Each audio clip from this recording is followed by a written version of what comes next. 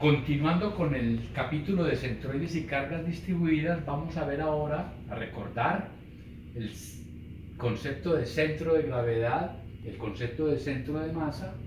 Haremos un ejercicio al respecto y finalmente veremos lo de cargas normales distribuidas. Centro de gravedad. Centro de gravedad, por supuesto, se refiere a pesos. Y entonces, si nos imaginamos un cuerpo en el que observamos un diferencial de volumen, entonces el peso de ese diferencial de volumen será simplemente el peso unitario del material que hay en ese volumen multiplicado por dB. La suma de esos diferenciales de peso,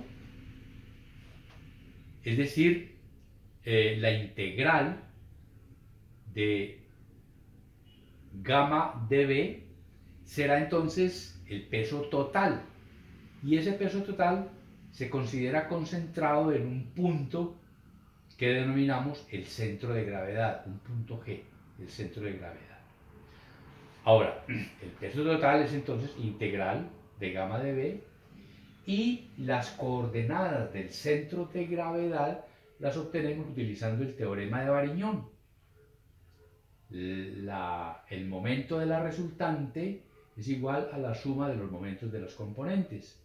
Y entonces, si tomamos momentos, por ejemplo, respecto del eje Y, obtenemos la expresión para X trazo. Esto en el numerador es suma de momentos de las infinitas componentes gamma dB sobre la resultante. Si tomamos momentos respecto del eje X, vamos a obtener Y trazo.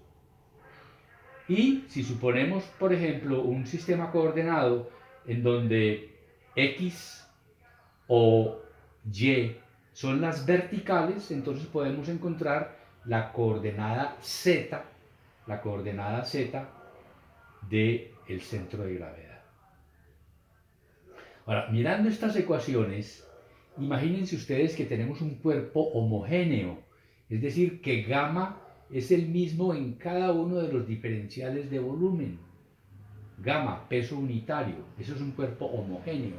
Y entonces, si son el mismo, vamos a obtener entonces que gamma en estas expresiones se va a eliminar y tenemos que X trazo será simplemente X dB sobre gamma dB, es decir, referido solo al volumen. Y estas expresiones entonces referidas solo al volumen la conocemos nosotros ya, y es el centroide del volumen. Entonces, para cuerpos homogéneos, es decir, donde gamma es constante, centro de gravedad y centroide del volumen que ocupa el cuerpo son idénticos. Con base en eso, definamos el centro de masa, que ustedes conocen también de la física. El centro de masa es el punto del cuerpo que tiene las siguientes coordenadas. Y tenemos expresiones análogas entonces a estas expresiones de aquí, solo que en lugar de gamma, peso específico del cuerpo, tenemos ρ, densidad de masa, para cada uno de los diferenciales de volumen. Y entonces obtenemos estas expresiones. Ahora, ¿saben ustedes, por la segunda ley de Newton, que peso específico y masa están relacionadas por este símbolo que es la aceleración de la gravedad? Y entonces, cuando tenemos un mismo campo gravitacional que podemos considerar que es en toda la Tierra la misma, o sea, G constante, entonces vamos a obtener, si reemplazamos en estas expresiones, ρ por gamma sobre G se elimina y vamos a obtener estas mismas expresiones entonces en función de gamma. Es decir, que para un campo gravitacional constante, vamos a tener que el centro de gravedad del cuerpo y el centro de masa del cuerpo coinciden. Por eso, en ingeniería normal se habla indistintamente de G y centro de masa como si fueran la misma cosa. Para cuerpos compuestos, es decir, cuerpos compuestos por varias partes de diferentes materiales, en donde suponemos que conocemos los centros de gravedad de cada una de las partes, entonces entramos a esta forma para encontrar las coordenadas del centro de gravedad. Y es utilizando otra vez Variñón, ¿no? Sumatoria de la suma de los momentos de las componentes.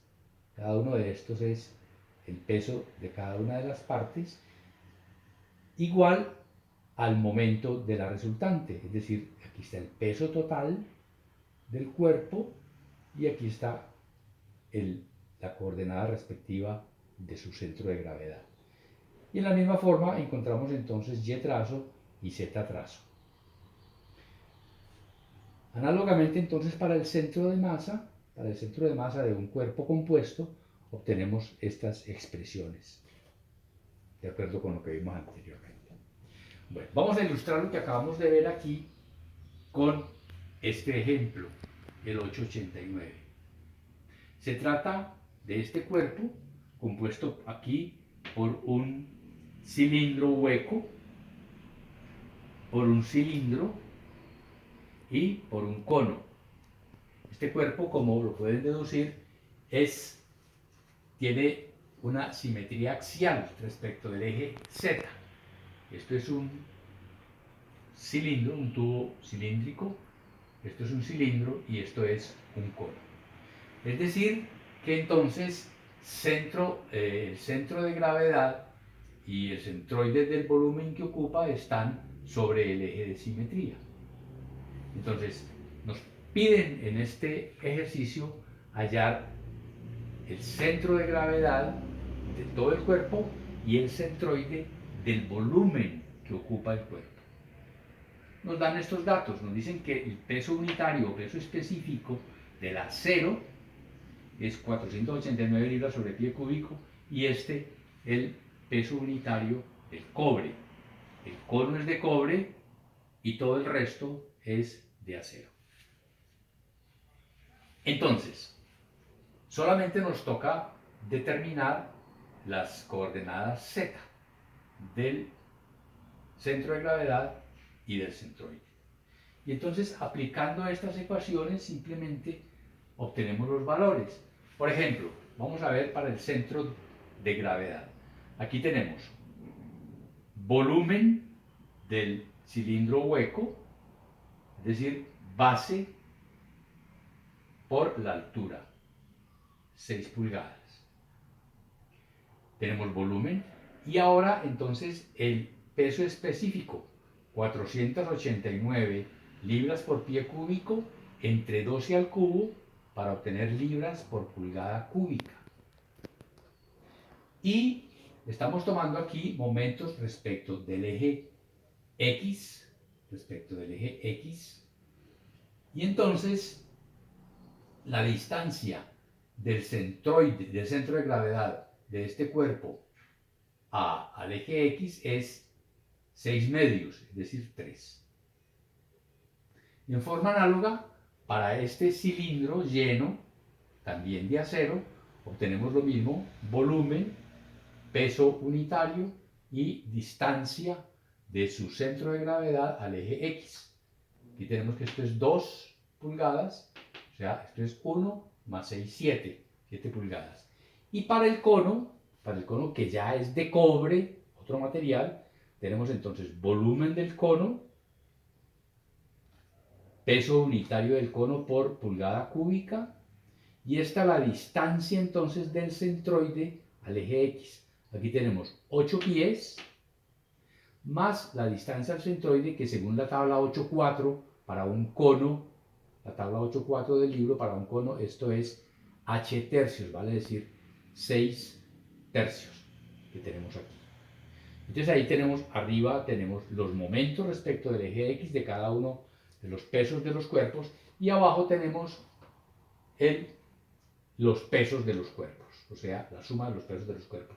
Entonces nos da esta relación y nos da 6,47 pulgadas. 6,47 pulgadas la distancia del centro de gravedad de este cuerpo al eje X. Vamos a ver ahora el centroide del volumen. Entonces simplemente se repiten estas operaciones, solo que ya es solo volumen. Entonces no entran los pesos unitarios que teníamos aquí. Lo demás es igual, no entran los pesos unitarios del acero y del cobre respectivamente. Entonces, para esa expresión obtenemos nosotros aquí que la coordenada z del centroide del volumen que ocupa ese cuerpo de dos materiales que tenemos arriba es 6,32.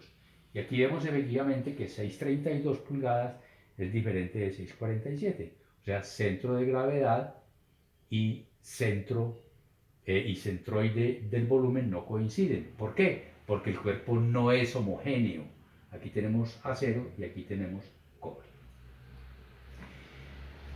Vamos a ver el concepto ahora sí, entramos a un nuevo tema, cargas distribuidas.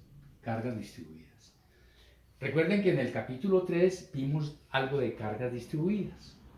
Bueno, aquí vamos a hablar de cargas normales distribuidas y el caso general es que tenemos en el espacio tenemos una superficie curva sobre la cual actúa una carga distribuida normal, es decir, en cada punto, en cada diferencial de área de esta área de carga va a actuar una carga, una intensidad de carga P que varía porque actúa según la normal a la superficie en ese punto. Esa intensidad de carga P, por supuesto, es dependiente de X, Y, Z. Y entonces para un dA, por ejemplo, para un dA tenemos la intensidad de carga P que actúa allí. Y entonces si tenemos que este es el vector unitario normal correspondiente a ese diferencial de área, entonces allí va a haber un diferencial de resultante que es P por dA, que es P por dA. Y la dirección que tiene depende por supuesto del vector unitario normal que tenemos allí, y entonces esta sería diferencial de resultante. La suma de esos infinitos diferenciales de resultante, pues por supuesto me va a dar la resultante. O sea, la resultante es la integral de n trazo P dA. Y va a actuar en un punto del área de carga cuyas coordenadas llamamos X trazo, Y trazo y Z trazo, y que podemos entonces obtener con las ecuaciones de Varignón que conocemos en el caso general. Nos interesa tres casos particulares y de ellos uno en especial. Empecemos con el primer caso particular, cargas normales sobre superficies planas. Esto ya lo vimos en el capítulo 3. Recuerden que teníamos un área de carga que en este caso lo hacemos coincidir con el plano XY. Está actuando una carga normal, vale decir entonces que es paralela, esas cargas todas son paralelas al eje Z porque es normal al plano XY. Y entonces tenemos aquí la superficie de carga que nos da la variación, la intensidad de carga en cualquier punto de estos. Y entonces ya nosotros sabemos que la resultante es el volumen comprendido entre el área de carga y la superficie de carga. Lo conocemos del capítulo 3 y actúa en un punto que hemos llamado el centroide de ese volumen. Esa resultante está aquí. Esa resultante está aquí. Este es el centroide de ese volumen. Y entonces las coordenadas X trazo, Y trazo, los podemos encontrar con ayuda de Varignón. Esto ya lo conocemos del capítulo 3. El siguiente caso particular es el de cargas lineales. En el capítulo 3 vimos cargas lineales sobre rectas. Aquí generalizamos y tenemos cargas lineales sobre una línea, simplemente. En este caso también es una curva plana, pero contenida en el plano XY, pero es curva, ¿no? Y entonces sobre esa curva plana actúan unas fuerzas, unas cargas normales de intensidad W variable, y que por supuesto son paralelas al eje Z. Y entonces otra vez aquí, si tomamos un diferencial de longitud de la línea, actúa sobre ella esta intensidad W. Por tanto, la resultante, el diferencial de resultante sobre esa longitud ds, pues va a ser W por ds, que coincide con el área que tengo aquí sombreada, que es el área del diagrama de carga, comprendido entre el diagrama de carga y la línea sobre la que actúa. Y entonces, la suma de todo esto, o sea, la integral, es la resultante, y actúa en un punto que es el centroide, entonces de este diagrama de cargas. Y las coordenadas otra vez las podemos encontrar con ayuda de Varignón. Este tema de presión uniforme sobre superficies curvas, presión uniforme, es decir, es constante sobre superficies curvas, se puede presentar en tubos sometidas a presión constante, que pues eso será tema del próximo curso. Y en lo que nos vamos a concentrar nosotros de aquí en adelante hasta terminar el capítulo 3 es en la presión de líquidos, sobre lo cual tendremos algunos ejemplos en el próximo video.